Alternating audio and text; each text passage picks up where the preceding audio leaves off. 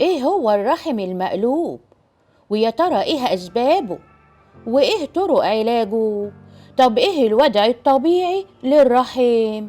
هرد على أسئلتك كلها، بس الأول ادخلي على اللينك واعملي اللايك. أبليكيشن الداية تقدري دلوقتي تعرفي منه أقرب صيدلية ليكي والتقييم بتاعها كام، وكمان عناوين ومواعيد الدكاترة، وكمان المعامل وخدماتها. حملي أبليكيشن الداية دلوقتي. الرحم المقلوب ده نوع من أنواع تشوهات الرحم، ووضع المهبل ما بيكونش عمودي داخل الحوض، لكن بيميل بزاوية أسفل الظهر.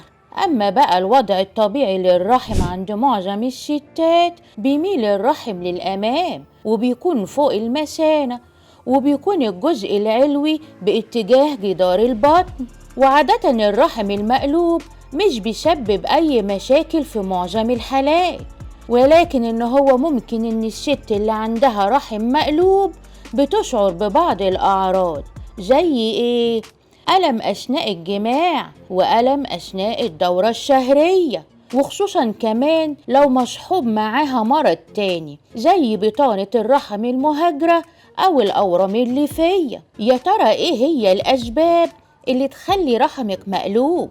ممكن يكون سبب الرحم المقلوب عيب خلقي أو خلل جيني أو وجود التصاقات اللي ممكن بتتكون بسبب جراحات الحوض التقليدية اللي هي فتح البطن. طب عندك رحم مقلوب وخايفة إنها تأثر على الحمل في المستقبل؟ أحب أقولك وأطمنك ما تقلقيش، مفيش أي مشاكل في الحمل مع الرحم المقلوب، ورحلة حملك بتكون طبيعية جدا.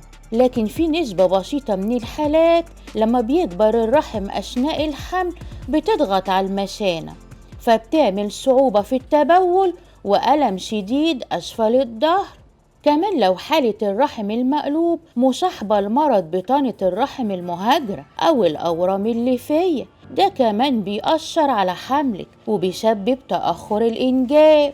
وآخر حاجة أحب أقولها لك إنك في الغالب مش هتحتاج إنك تتعالجي من قصة الرحم المقلوب، خصوصا لو مفيش أي أعراض مزعجة ظهرت عليكي.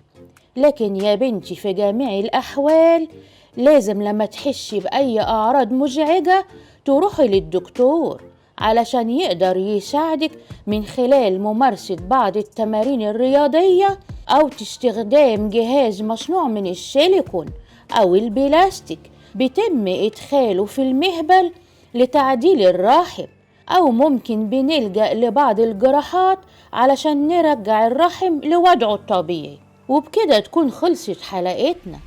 وما تنسوش يا حبايبي ابعتولي على صفحة البرنامج وانا هرد عليكم على طول، وانتظروني في حلقة جديدة من برنامجكم الداية.